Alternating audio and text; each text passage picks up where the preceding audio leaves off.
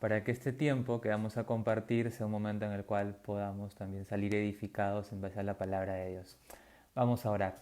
Señor, te damos gracias por este tiempo. Gracias también, Señor Jesús, por permitir que tu mensaje pueda, Señor Jesús, llegar, Señor Jesús, a otras personas, a hermanos, Señor Jesús, que conocen de tu palabra, Señor Jesús, y que también quieren, Señor Jesús, compartir de estos temas.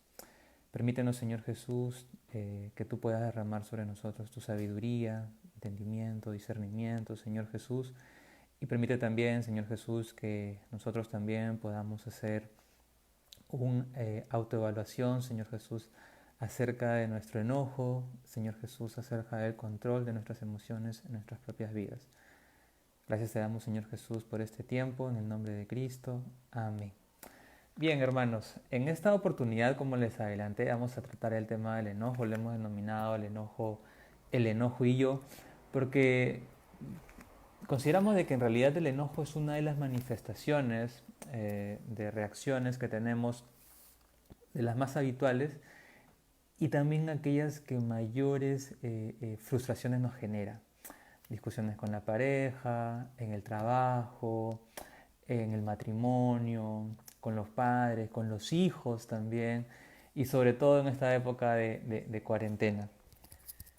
Entonces, yo en esta oportunidad quería centrar el tema en lo siguiente. Eh, Cuando uno reacciona, y en realidad cuando uno se enoja, lo que está haciendo es, obviamente, es reaccionar frente a lo que está sucediendo al frente, ¿ya? Lo que pasa es que nosotros estamos teniendo una emoción, ¿verdad? Que nos está de alguna manera llevando a un tipo de reacción. ¿Y cuál es esa, y cuál es esa, y cuál es esa emoción? Entonces, para eso nosotros, y quisiera invitarlos a tener un ejemplo. El ejemplo es el siguiente. Imagine usted en esta época de cuarentena que hace una compra por delivery. Ahora que se ha liberado el delivery, usted ve en Facebook una publicación de una persona, digamos un vecino de su distrito, no lo conoce, pero ve una publicación, imaginemos unas mascarillas de tela. Y de pronto usted dice, uy, qué bonitas mascarillas, necesito, el precio en realidad lo seduce porque son una docena de mascarillas a 20 soles. Entonces usted hace la compra, viene la persona, le entrega el producto, usted le entrega el dinero, sube a su casa y luego dice, a ver, vamos a probar esta mascarilla. Cuando la está probando se da cuenta que la mascarilla no lo protege. ¿Por qué? Porque hace la prueba esta que tanto ha visto usted en Facebook y ve que partículas salen disparadas y traspasan la mascarilla. Entonces usted llama a la persona y le dice, hola, hace un momento han venido a dejar el producto que tú estás publicitando, pero resulta que esta mascarilla no me protege para nada del coronavirus. Así que por favor quisiera que me devuelvas mi dinero y yo te devolveré el producto.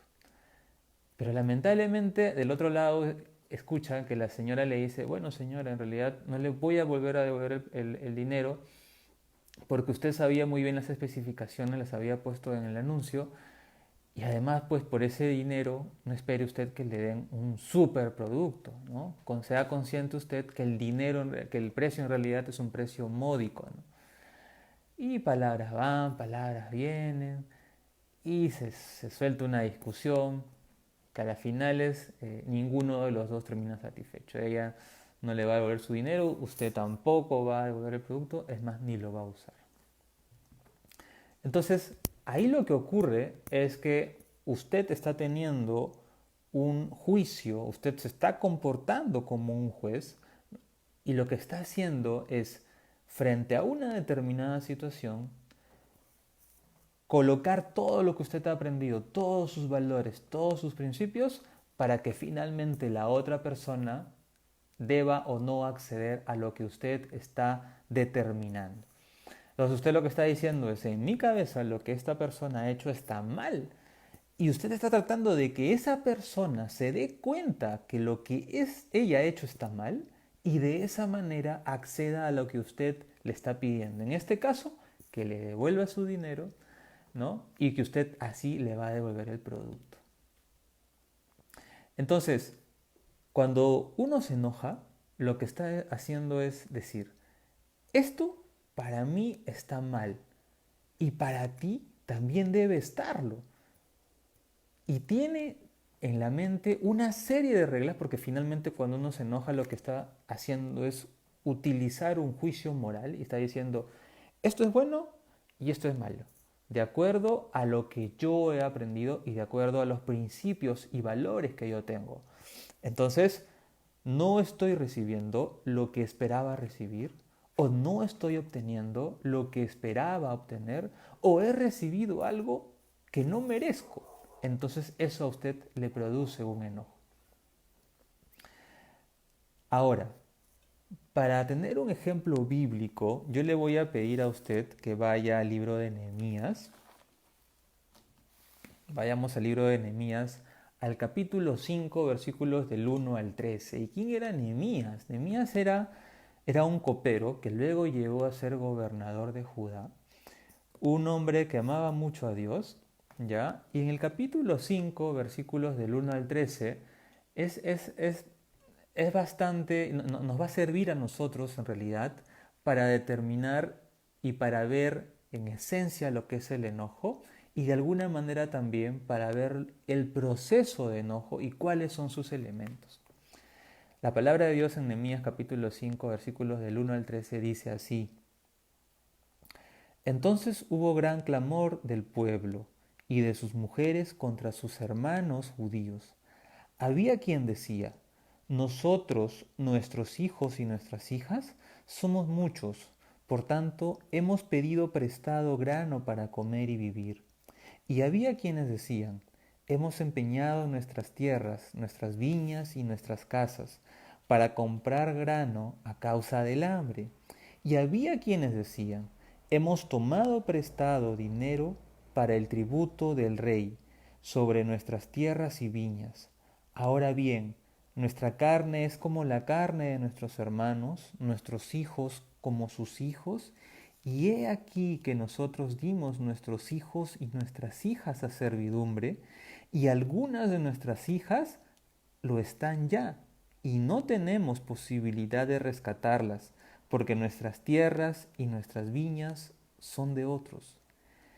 Y dice Nehemías: y me enojé en gran manera cuando oí su clamor y estas palabras. Entonces lo medité y reprendí a los nobles y a los oficiales y les dije: ¿exigís interés cada uno a vuestros hermanos?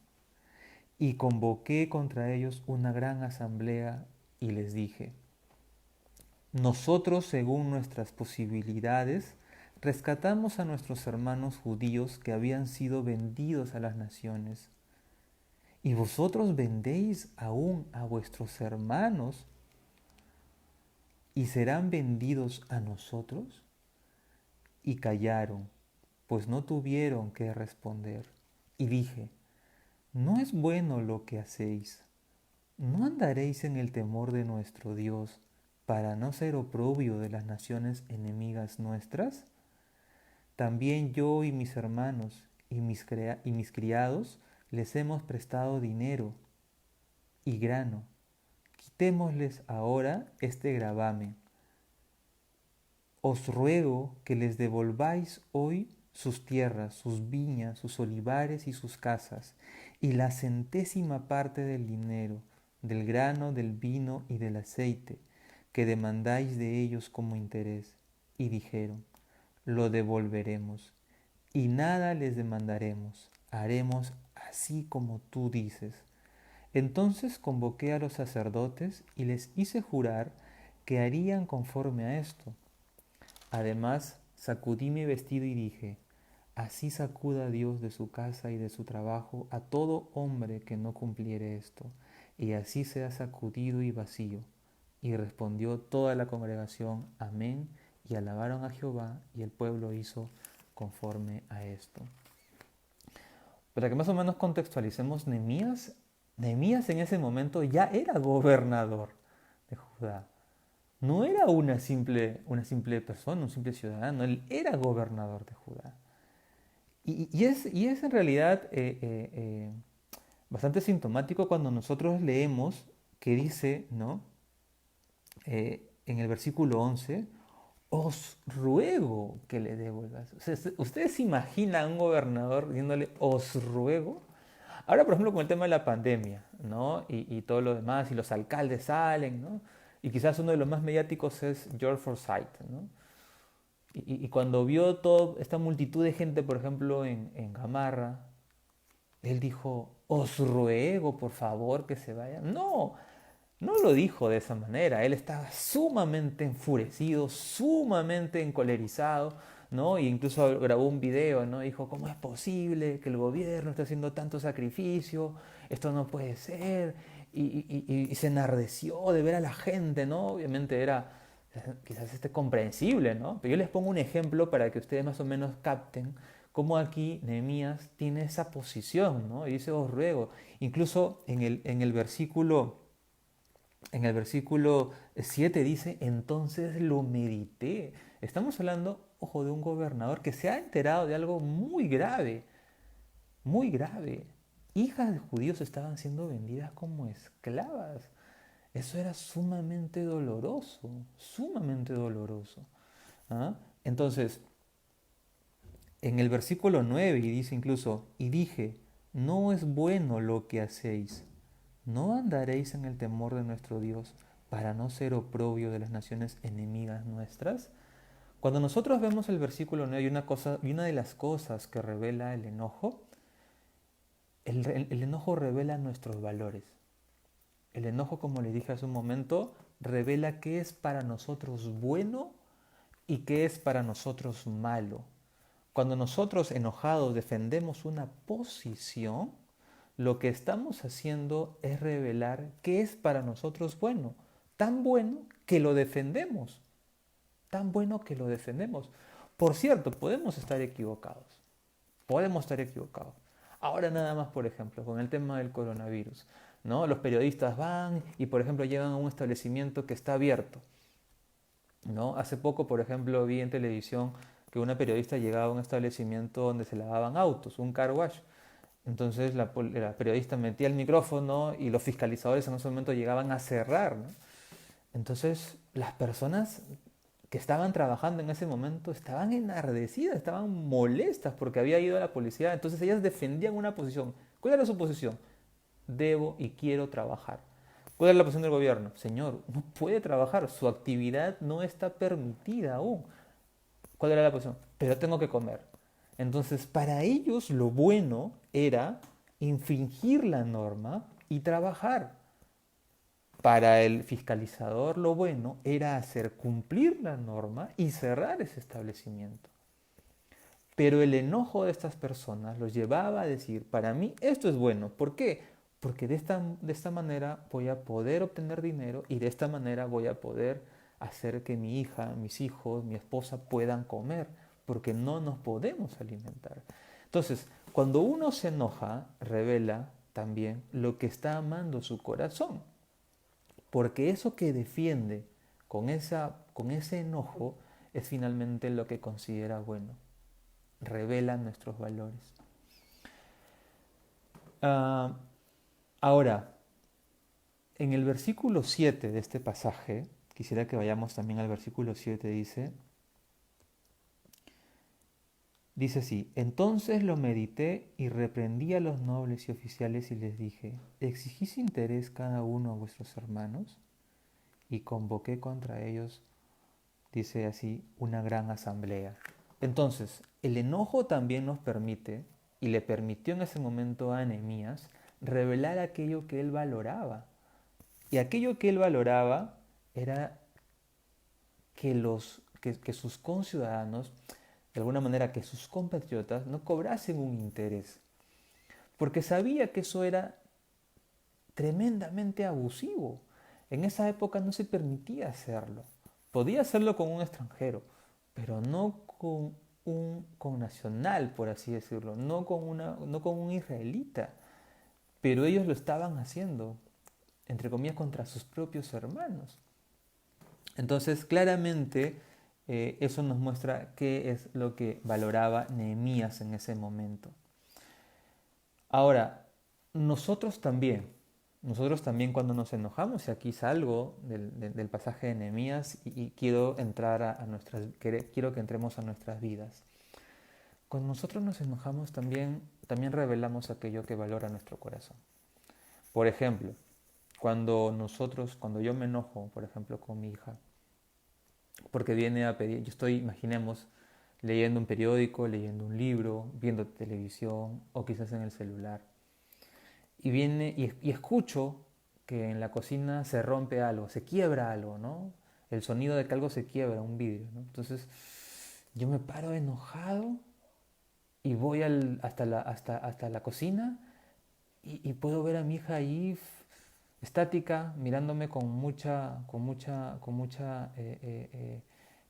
miedo, ¿no?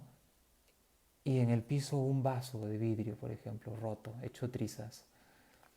Entonces, y yo me enojo, pero si yo empiezo a evaluar en realidad cuál fue o cuál es la razón de mi enojo, puedo decir, bueno, mi enojo es porque ella ha roto un vaso, porque ella no cogió bien el vaso, porque ella fue negligente al coger el vaso. O también puedo hacer y puedo llegar a la conclusión de que mi enojo es porque ella interrumpió un momento de descanso que era cuando yo estaba viendo el celular. Interrumpió un momento de entretenimiento que era cuando yo estaba. Pasa también en el matrimonio. Imaginemos, estoy viendo yo un partido de fútbol, estoy viendo un clásico, por ejemplo. Mi esposa me dice, amor, ¿podrías por favor venir a hacer la limonada, por ejemplo? Y yo me enojo y digo, uy, ¿por qué es justo en este preciso instante? ¿No? Entonces, claro, mi enojo, puedo yo decir, es porque mi esposa me ha interrumpido, porque es tan ocurrente que justo ahora, o es porque ella me está privando de algo que yo prefiero en ese instante, que es estar viendo mi partido de fútbol, mi disfrute.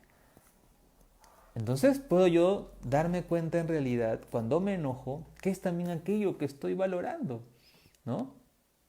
Y puede quedar en evidencia también mi corazón, por supuesto que sí. Entonces, cuando nosotros, y eso también es algo importante que tenemos que tener en cuenta, los seres humanos constantemente estamos evaluando.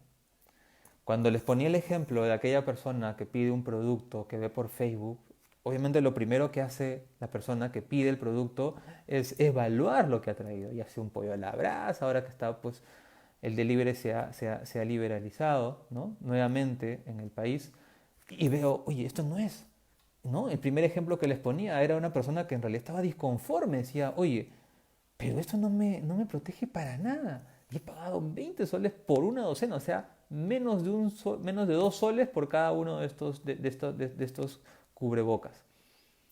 Entonces ahí yo estoy constantemente evaluando, estamos constantemente aprobando o desaprobando algo. Mostramos siempre nuestro nivel de disgusto o desagrado con algo.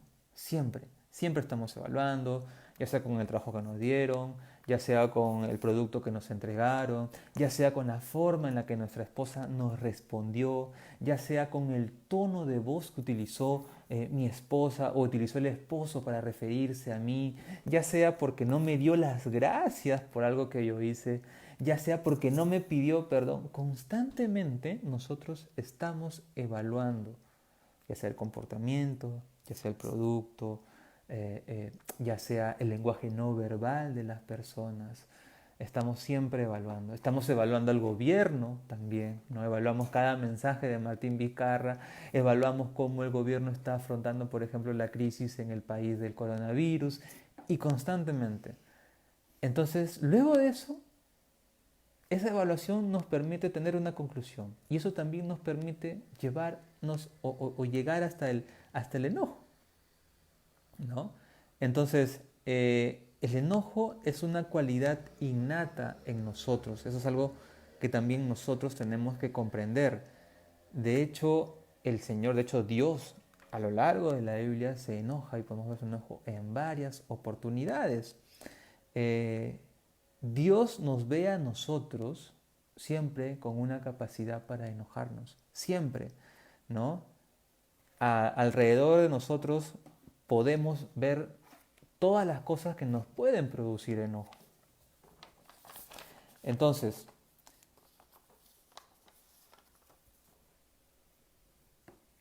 cuando nosotros nos enojamos también, es porque lo aprendemos. De hecho, nosotros no nacimos siendo personas enojonas. O sea, de hecho, nosotros aprendemos también a enojarnos.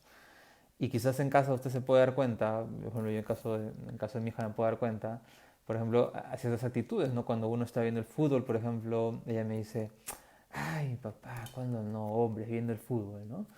Y yo sé, por ejemplo, que eso es algo que mi hija no ha desarrollado de manera innata, es algo que quizás ha visto de su mamá, a veces cuando su mamá también se cansa de ver, o se cansa de ver tanto fútbol, también puede decir eso. Entonces son cosas que ellos también van adquiriendo, ¿no? Qué importante es que, por ejemplo, nosotros con nuestros hijos cultivemos el hecho de que ellos se enojen por temas espirituales, ¿no? Y a esto, ¿a qué voy con esto? Qué importante es que nuestros hijos se enojen cuando, por ejemplo, alguien ofende a Cristo. Cuando alguien de la familia ofende a Cristo, por ejemplo. Cuando ahora que estamos en tiempos de enlaces virtuales, no nos conectamos a la prédica, por ejemplo, o no oramos en las noches de oración. Qué importante es que, por ejemplo, nosotros cultivemos esos tipos de enojo, ¿no? Cuando hagamos algo que a Dios no le agrada, ¿no? Y que desde pequeños nuestros hijos empiecen a vernos ello, ¿no? A veces nuestros hijos son nuestros principales jueces y eso es bueno en realidad. Cuando nos juzgan en base a la palabra de Dios que ellos tienen tan fresca, porque van a sus clases, porque escuchan sus clases, ahí nosotros podemos decir con mucha alegría, ¿no? Que nuestros hijos sean en ese momento y se molestan, de hecho se enojan, ¿no? Eh, y a uno le pueden llamar la atención, ¿no? Papá, mamá, a eso a Dios no le agrada, ¿no? Por ejemplo, esas semillas son muy importantes. Quisiera, por favor, que hablando ya sobre el tema en pareja, pues hay también una porción de la palabra que se dirige a parejas y el enojo, que vayamos a Proverbios 22. Proverbios 22 del 24 al 25. ¿Qué nos dice Proverbios 22 del 24 al 25?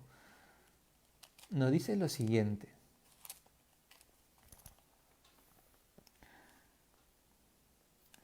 No te entremetas con el iracundo, ni te acompañes con el hombre de enojos. No sea que aprendas sus maneras y tomes lazo para tu alma. No sea que aprendas sus maneras. El enojo también se aprende. El enojo también se aprende. Quizás cuando una de las situaciones que nos llama más al enojo, y eso lo he visto mucho en hombres como también en damas, es cuando se maneja, ¿no? Cuando se maneja el automóvil, ¿no?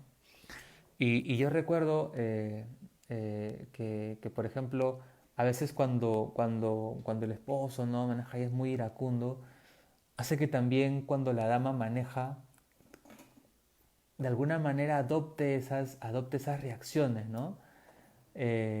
Quizás la dama puede ser muy tranquila, ¿no? O alguien que en realidad no se enardece rápidamente, ¿no? Pero quizás el esposo sí. Y cuando le toca a la dama manejar, pues capta cómo hay un influjo, ¿no? Del esposo sobre la dama y también se molesta, de alguna manera también imita el enojo del esposo cuando él maneja, ¿no? Que es un momento en realidad en Lima sobre todo, donde más yo lo digo, la verdad es que yo no sé manejar, pero, pero he visto en realidad, los momentos en realidad de manejo son momentos en los cuales el enojo se manifiesta muy rápidamente en los varones. Entonces miren cómo la palabra de Dios, hermanos, nos comenta esto, ¿no? Y dice que su alma estará de esa manera. Un alma, como lo pone aquí Proverbios, ¿no? Que dice, no tomes lazo y tomes lazo para tu alma. Nos habla de un alma aprisionada, ¿no? Un alma en realidad pues que no tiene libertad. Y eso es francamente muy triste, aun cuando debo decirles que las estadísticas dicen que los hombres que se enojan o las mujeres que se enojan tienden a casarse con las mujeres, con los hombres que no se enojan tanto o que sus enojos no son tan manifiestos. ¿Eh? Esto de los polos opuestos se atraen, también en el matrimonio sucede muchas veces.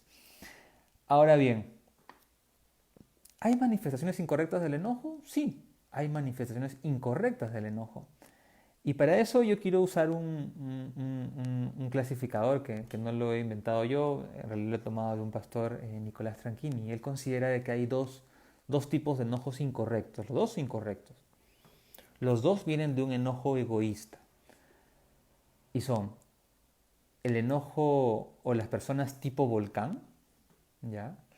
Y las personas tipo iceberg. Y quizás cuando yo empiece a determinar las características de estas personas, usted pueda decirme, ah, quizás yo me identifico con tal, o yo me identifico con tal, o en realidad yo soy una mezcla de ambas. Vamos a ver, ¿cómo son las personas tipo volcán? Las personas tipo volcán son aquellas que explotan, ¿ah? Que explotan inmediatamente, rápidamente. En el ejemplo que les ponía al inicio, por ejemplo, la persona tipo volcán habría llamado inmediatamente a la persona y le habría dicho, ¿qué te has creído? ¿Te he pasado? O te he pagado 20 soles por una este, eh, mascarilla de porquería, así que tú me devuelves ahorita mi dinero. Y una persona tipo volcán. No tienen filtros. Dicen las cosas tal cual llegan a su cabeza. Frente a ello están las personas tipo iceberg. Las personas tipo iceberg guardan todo para adentro. En realidad no suelen decir lo que piensan. ¿Ah? En realidad ellas lo guardan. Ellas lo guardan. Ellas, este tipo de personas son las personas tipo iceberg. Entonces,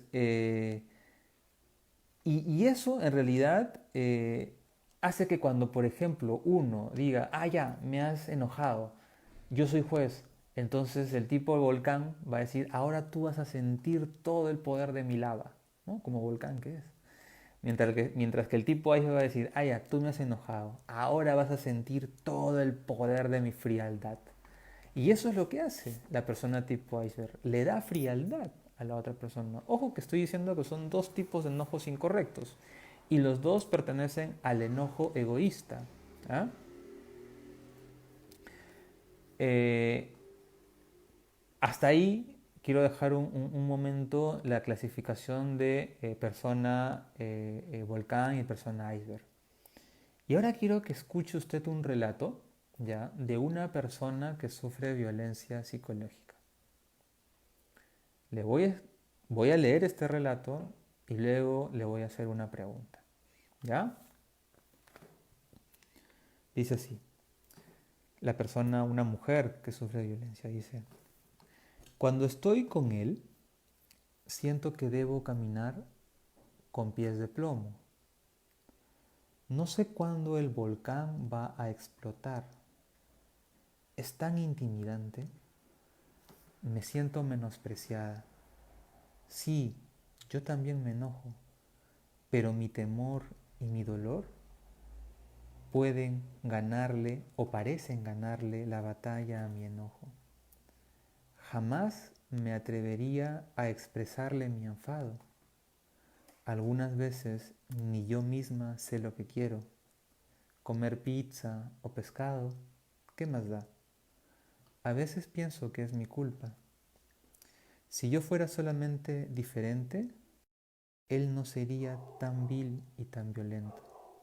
Sería su evaluación. Quizás usted está pensando y diciendo, ah, pero qué marido o qué esposo, eso está con su esposa, ¿no? Entonces, unánimemente todos podemos decir, sí, ¿cómo puede hacer sufrir a esta mujer? Y le desafío a pensar eso en un caso suyo, en un caso de pareja, por ejemplo. Cuando usted discute con su esposa, cuando usted discute con su esposo, cuando usted se enoja con su esposa o se enoja con su esposo,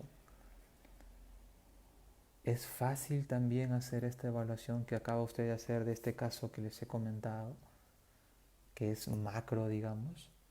¿Qué pasa cuando es micro? Es fácil para mí, por ejemplo, también evaluar una discusión que yo haya podido tener con mi esposa de la misma manera en que he evaluado este relato de una mujer que sufre por el enojo de su esposo. No, ¿verdad? Es difícil.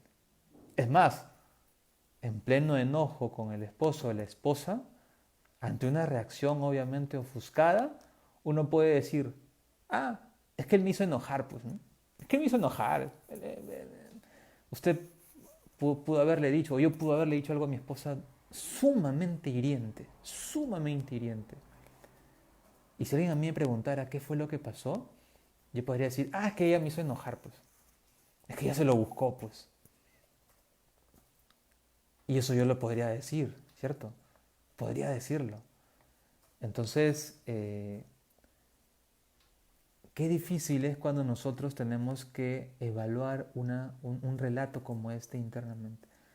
Y yo creo que si nosotros hiciéramos el ejercicio de poner por escrito aquellas cosas que sentimos cuando nuestra pareja está enojada con nosotros, no sé si podamos poner algo similar a esto, pero estoy muy seguro que sí, de manera muy cercana. Quizás al otro lado hay esposos, hay esposas que han sufrido en carne propia la violencia psicológica, ¿m? De parte del esposo o de la esposa. Aquella violencia que quizás no deja heridas, no deja cicatrices que puedan verse, no deja cicatrices en la piel, moretones en la piel, pero sí que dejan heridas en el alma, ¿no? Y aquí no solo me refiero a hombres, también me refiero a mujeres, porque también las mujeres pueden estar ejerciendo violencia psicológica sobre sus esposos. Y todo eso fruto de qué? Fruto del enojo. Todo esto fruto de qué o en qué tipo de personas. En personas volcanes, como he dicho, o en personas iceberg. Ambos tipos incorrectos de enojo. Ah, y no olvidemos también en Mateo 5, 21 al 22, Mateo 5, 21 al 22, qué importante es cuando nosotros también vemos cómo Cristo también habló del enojo y lo comparó con el homicidio. O sea, en realidad es algo sumamente importante. Mateo 5, 21 al 22 dice así. Oísteis que fue dicho a los antiguos, no matarás, y cualquiera que matare será culpable de juicio.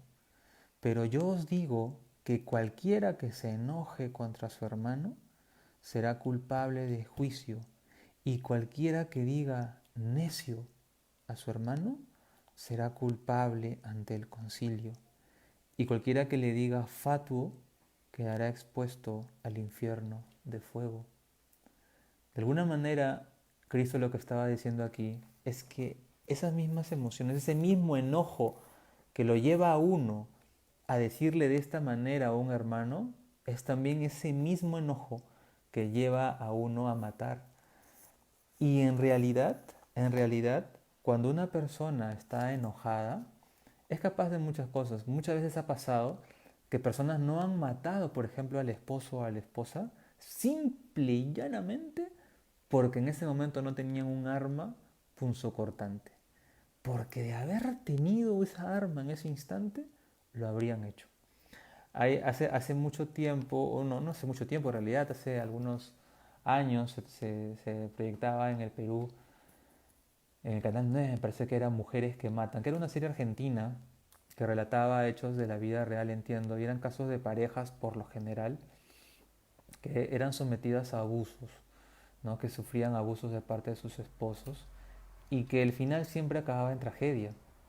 Era el final en el cual la mujer mataba al esposo de distintas maneras, en distintos escenarios, con distintas realidades, sean solteras, casadas, con hijos, sin hijos, los asesinaban. Pero uno veía, uno veía cómo iba llegando hasta ese momento y uno veía cómo se desarrollaba y cómo llegaba uno finalmente a ese desenlace y veía cómo la mujer recibía maltrato tras maltrato, tras maltrato, tras maltrato, que al final llegaba a que la mujer ya no soportase eso. Y toda esa rabia contenida podría haberse desembocado, sí, en un enojo, en decirle de alguna manera al esposo. Pero también en muchos casos, y eran precisamente los que pasaba esta serie, terminaban en asesinato. Por eso se llamaba la serie Mujeres que Matan, o Mujeres Asesinas, no recuerdo bien. Y ahora en Perú, veo por ejemplo los sábados en América Televisión, hay una serie en la noche que se llama Amores que Matan, o algo así. Y también relata de casos de precisamente eso, ¿no? Que llegan hasta esa situación, ¿no? Entonces, cuando yo les comento esto, hermanos, es para que nosotros meditemos que ese tipo de enojo, ese tipo de sentimiento que internamente nos llama a hacer una violencia verbal, a decir una mala palabra, para Cristo también era un sentimiento que muchas veces también llevaba al homicidio. Y eran lo mismo, el sentimiento era igual. Si se dan cuenta, lo que estaba evaluando Jesús era el corazón. ¿Ah? El corazón de aquella persona que llegaba tanto al homicidio como a decir estas palabras. Tanto al homicidio como a la violencia verbal. Entonces, qué importante es que nosotros podamos controlar este enojo. Ah, siguiendo y volviendo con el tema de las personas o de los tipos de personas, el tipo volcán y el tipo iceberg, les decía que les iba a dar algunas características adicionales. El tipo de volcán, por ejemplo, lucha con no gritar. Esa es su lucha porque en realidad es lo que hacen más a menudo. Eh, yo recuerdo mucho, yo antes trabajaba, en una época trabajaba para el Estado y recuerdo mucho que la jefa de ese lugar era una persona sumamente iracunda. Y cuando ella gritaba, se escuchaba 2 oficinas más allá. Y a su secretaria le gritaba de una manera impresionante. Para ella era normal gritar, tenía un carácter, era una persona quizás justa, o sea, me parecía una persona justa. Pero cuando se molestaba, lo que ella hacía era gritar. ¿Dónde están estas cosas? ¿Dónde han dejado mis cosas? Y llamaba a la persona por su nombre, pero un vozarrón, ¿no? Bien, el volcán lucha con no gritar. Esa es su lucha. El iceberg lucha con la amargura, en cambio. Lucha con que ese sentimiento de enojo permanezca en su corazón. En el caso del volcán, el enojo es como un fuego que se prende y se apaga. El volcán estalla y de pronto se le pasa. ¿No? Y de pronto está, hola, ¿qué tal, amor? Por ejemplo, si es el esposo, ¿no? Tuvo una discusión fuerte, pum, pum, gritó, dijo, pa, pa, pa, pa. Y luego, amorcito, ¿qué vas a cocinar? Oye, se le pasó rapidísimo. El iceberg, en cambio, es alguien a quien le dura bastante el enojo. El iceberg, por ejemplo, si el esposo es volcán y le ha gritado, y luego va donde la esposa y le dice, amorcito, ¿qué pasó? ¿Qué vas a cocinar? La esposa lo mira y ni le responde, ¿no? O le responde a secas, ¿no? Y le dice, no sé, arroz chafa, ¿no? Así, cortante, ¿no? Se le pasa rápido al volcán, pero el iceberg le perdura.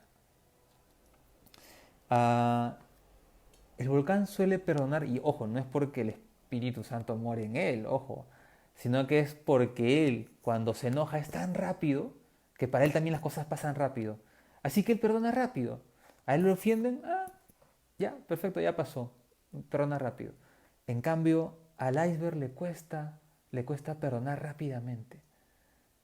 Le cuesta olvidarse rápidamente de lo que sucedió. Lo almacena, lo digiere, lo analiza internamente. Y por eso decíamos también que el iceberg lucha con la amargura. Es algo que permanece. El volcán, por ejemplo, es alguien que no piensa y cuando de alguna manera explota, Dice, uy, ¿por qué no hice esto? ¿Por qué Ay, pero ¿por qué dije esto si ya me había dicho que esto en realidad le molestaba? ¿Por qué lo he dicho? Alguien que empieza a ver que lamentablemente no fue analítico, le faltó analizar algo para poder tener una reacción que no genere o que no llame amargura a su esposa, por ejemplo, ¿no? En cambio, el iceberg es alguien que considera que su amargura está sumamente estudiada, está sumamente calculada, ha analizado, cree que ha analizado todo y llega a la conclusión de que tiene que estar y que su enojo tiene razón. Ha analizado todos los puntos y dice, mi enojo está bien sustentado, bien fundamentado.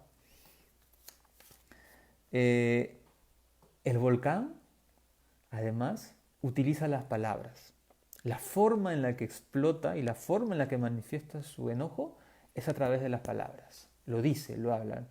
No tiene filtro. El enojo llega a su mente y empieza a disparar y empieza a decir las cosas, sin filtro. No piensa en los resultados, no piensa en las consecuencias, empieza a disparar. En cambio, el iceberg utiliza el silencio y la distancia. El silencio y la distancia. Y por ejemplo, el iceberg eh, puede decir, ¿no?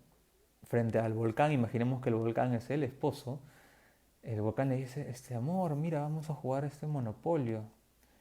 Y el iceberg le puede decir, gracias, pero no, estoy cansado, voy a descansar. Distancia. Cero acercamiento.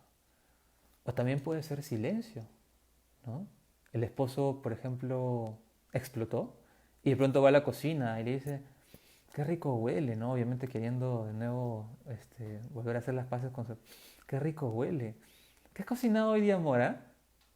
Y de pronto un silencio sepulcral se apodera de la cocina y solamente se escucha el eco de sus palabras. No hay nadie. Entonces el esposo todavía encima, ¿no? Un poquito más, más sinvergüenza le dice, amor, ¿estás molesta? Y la esposa, ¿no? Más honesta le dice, no, ¿por qué tendría que estarlo? ¿Ah? Entonces, el iceberg es así. El iceberg utiliza la distancia, utiliza el silencio para que de esa manera su enojo se manifieste. ¿Ya? Ahora la pregunta, ¿y tú cómo respondes cuando no obtienes lo que quieres? ¿Cómo respondemos, hermanos, cuando nosotros no obtenemos lo que queremos? Obtenemos como digamos, actuamos como un niño berrinchudo. ¿Ah? Actuamos como un niño berrinchudo. ¿Cómo actuamos? ¿Cómo nos enojamos? ¿Cómo reaccionamos cuando no obtenemos lo que queremos? Actuamos con un enojo egoísta en estas dos vertientes, tanto la persona volcán como la persona iceberg. ¿Cómo actuamos?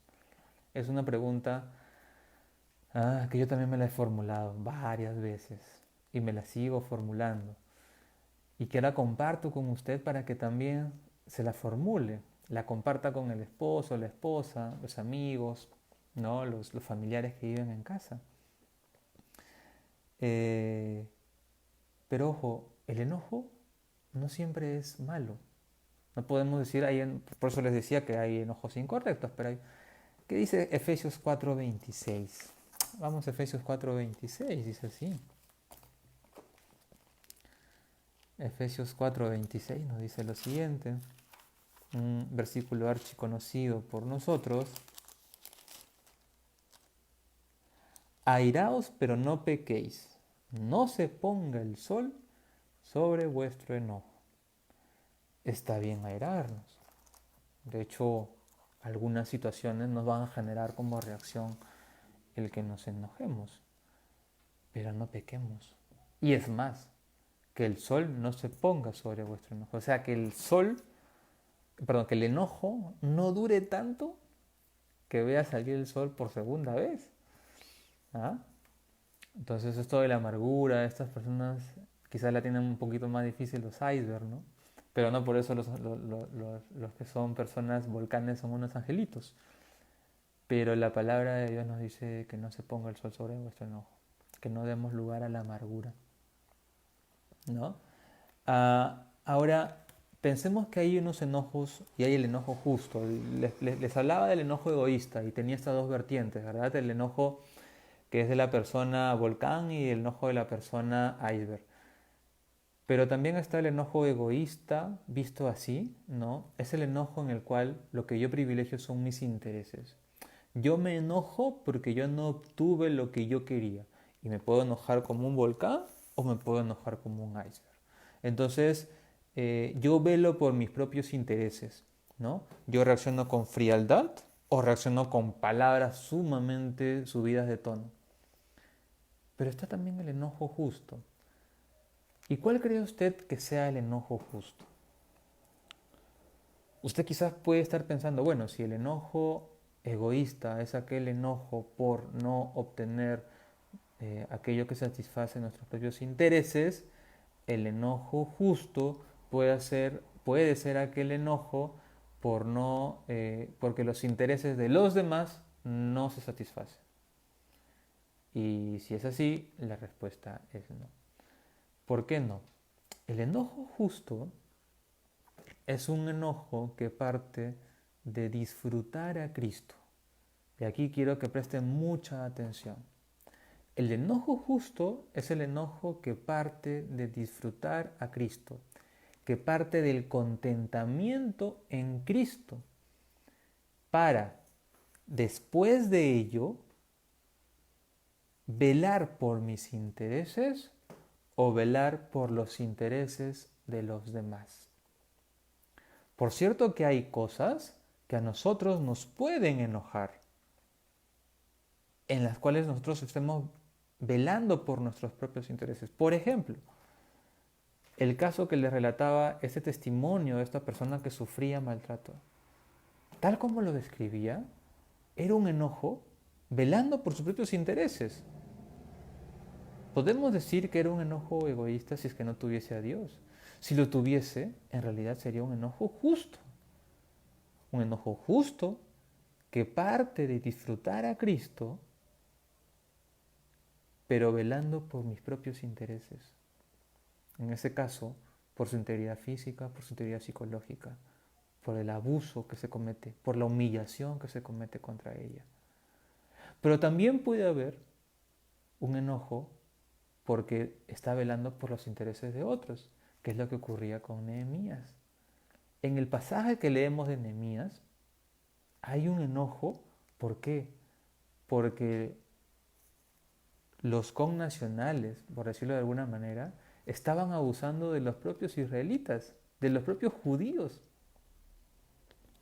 Entonces allí había un enojo. Nehemías era gobernador de Judá en ese momento y había un enojo. Pero ¿por qué era un enojo justo? Si nosotros vemos en Nehemías, en los primeros versículos, en los primeros capítulos, y hay una oración que es muy bonita, en realidad muy parecida a la oración de Daniel. Dice así, dice.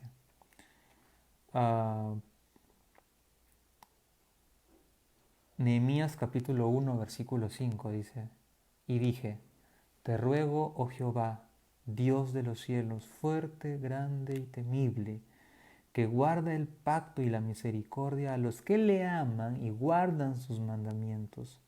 Esté ahora atento tu oído y abiertos tus ojos para oír la oración de tu siervo, que hago ahora delante de ti día y noche, por los hijos de Israel tus siervos, y confieso los pecados de los hijos de Israel que hemos cometido contra ti. Sí, yo y la casa de mi padre hemos pecado. En extremo nos hemos corrompido contra ti y no hemos guardado los mandamientos, estatutos y preceptos que diste a Moisés tu siervo. Acuérdate ahora de la palabra que diste a Moisés tu siervo, diciendo, si vosotros pecareis, yo os dispersaré por los pueblos, pero si os volviereis a mí y guardareis mis mandamientos y los pusiereis por obra, aunque vuestra dispersión fuere hasta el extremo de los cielos, de allí os recogeré y os extraeré al lugar que escogí para hacer habitar allí mi nombre. Ellos son, ellos pues son tus siervos y tu pueblo, los cuales redimiste con tu gran poder y con tu mano poderosa. ¿Se dan cuenta? ¿Se dan cuenta cómo era la comunión de Nehemías con Dios? Él disfrutaba a Dios. Él disfrutaba a Dios. Entonces, eh, el enojo que partía de Nehemías era un enojo que provenía precisamente de primero tener una excelente comunión con Dios a través de la oración, a través de la obediencia de sus mandamientos. ¿Mm? Entonces, una vida que sabe que la vida plena está en Dios es una vida que tiene contentamiento. Y si decimos que el enojo se da porque no obtengo lo que yo quiero, una vida que está plena en Dios no se molestará, no se enoja. Y si lo hace, dirá, bueno, yo lo tengo todo en Cristo. Yo lo tengo todo en Cristo y me contento en Él. Eso y esa es la manera del enojo justo. La vida verdadera está en vivir en Cristo. El contentamiento está en Cristo. Ahora, si nosotros vemos en Santiago 4, versículo 1, vamos a Santiago 4, versículo 1,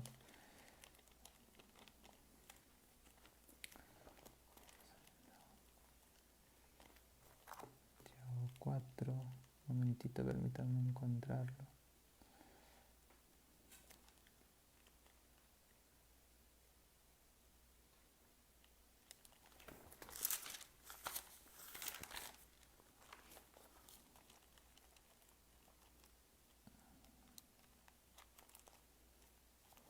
Santiago.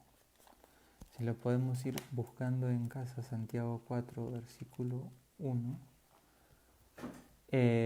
¿Puedes ayudar, por favor, con la cita? En Santiago 4, versículo 1, lo que vemos allí, por ejemplo, es cómo nuestras emociones, ¿no? Cómo nuestras...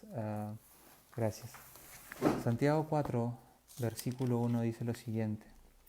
¿De dónde vienen las guerras y los pleitos entre vosotros? ¿No es de vuestras pasiones las cuales combaten en vuestros miembros? Si nos damos cuenta, las guerras, ¿no? Y los pleitos entre nosotros provienen ¿de dónde? De nuestras pasiones, ¿verdad? De nuestras pasiones. ¿Y las pasiones dónde están? En nuestros miembros. Es decir, están dentro de nosotros. Entonces, cuando nosotros nos enojamos, corremos siempre el peligro de pensar que siempre tenemos la razón, ¿no? Ese es uno de los grandes peligros. Y otro de los grandes peligros cuando nos enojamos es que pasamos rápidamente de ser los agredidos a ser los agresores. Rápidamente, es muy fluctuante ese espacio, es muy fluctuante esa posición de pasar de ser agredidos a agresores. El enojo malo, que era el que yo hablaba hace un instante, el enojo egoísta, en otras palabras lo que nos dice es, yo soy Dios, porque yo juzgo, yo evalúo, yo dictamino, y fruto de mi dictamen va mi enojo. Si soy volcán, va mi lava. Si soy iceberg, va mi frialdad, ¿no? Y eso pasa cuando nos enojamos de una manera egoísta, que es como la que no quiere Dios.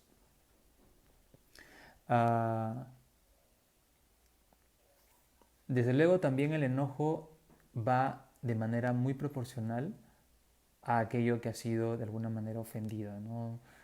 Yo me puedo enojar, por ejemplo, porque compré un producto defectuoso, yo me puedo enojar porque un hacker entró a mi tarjeta de crédito y robó, por ejemplo, dinero de mi tarjeta. De una manera me puedo enojar, pero mi enojo va a ser muy distinto, por ejemplo, si alguien golpea a mi esposa en la calle, por ejemplo. Si alguien no sé, escupe en la cara a mi hija en la calle, por ejemplo. ¿No? El enojo siempre va, o la intensidad del enojo siempre es proporcional a aquello que lastima, a aquello que hiere y a lo cual nosotros queremos. Ahora, para terminar con esto de la proporcionalidad, en Génesis, cuando se relata el pasaje en el que Adán y Eva desobedecen a Dios, después de que Dios les había dicho de que iban a tener todo en el Edén, lo que de alguna manera Adán y Eva hicieron cuando desobedecieron fue darle un mensaje a Dios. Y ese mensaje era, el Edén para mí no me sirve. Dios, tú eres mentiroso. En realidad yo quiero ser y tener poderes. Yo le voy a creer al diablo. Yo le voy a creer al diablo. Y, y lo que de alguna manera el mensaje que Adán y Eva le dan a Dios es ese. ¿Ah? Es ese. Pero veamos la manera en la cual Dios reacciona después, en el que se vuelve hombre a tal punto que muere por nuestros pecados, ¿ah? Y nos da libertad. Esa forma de reaccionar es la que nosotros tenemos siempre que meditar. Esa forma de reaccionar es la que nosotros siempre tenemos que meditar. El enojo se verá en la medida en la que nosotros comprendamos también cómo es que Dios nos perdona a nosotros. Y dejaremos de un lado el enojo egoísta y pasaremos de otro lado al enojo justo, al enojo basado en Cristo. Un enojo que parte de esa comunión con Cristo. De esta manera, hermanos, yo estoy seguro que no he abarcado todo lo que se puede hablar sobre el enojo. En realidad hay muchos temas que podemos hablar sobre el enojo. Este en realidad es quizás una introducción a un tema que es muchísimo más complejo y yo sé que quizás en caso usted puede tener más de una pregunta, más de una situación, más de un comentario y más de una realidad que también puede estar viviendo.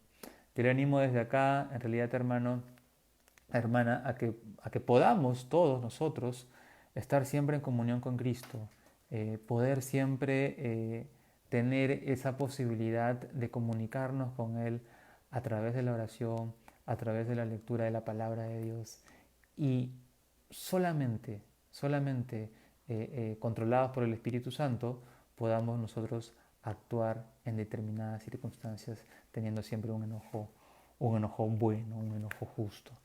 Así que le invito, donde esté, hermano, hermana, a poder inclinar su rostro para terminar este momento en un momento de oración. Señor, te damos muchas gracias por este tiempo, por habernos permitido, Señor, compartir de tu palabra, compartir de ese tema pero tan cotidiano como es el enojo, que quizás ha traído muchas lágrimas a nuestros hogares, Señor. Ha traído muchos momentos de impases, Señor, en nuestros hogares. Aún quizás todavía estamos luchando, Señor, con el enojo, con ese enojo egoísta, Señor. Permítenos darnos cuenta, Señor, que solamente, Señor Jesús, viviendo plenamente en ti, Señor Jesús, podemos renunciar, Señor Jesús, a aquello que nosotros consideramos que es lo que nos pertenece, que es lo que nos satisface, Señor Jesús. Solamente viviendo en ti, comprendiendo el enorme amor que tuviste por nosotros y el enorme perdón que tuviste también hacia nosotros, Señor, podamos también tener esa misma compasión, Señor Jesús, con aquellos que nos ofenden. Te entregamos a ti, Señor Jesús, nuestro enojo, que sea esa siempre una carga que te entreguemos a ti, Señor, en el nombre de Cristo. Amén.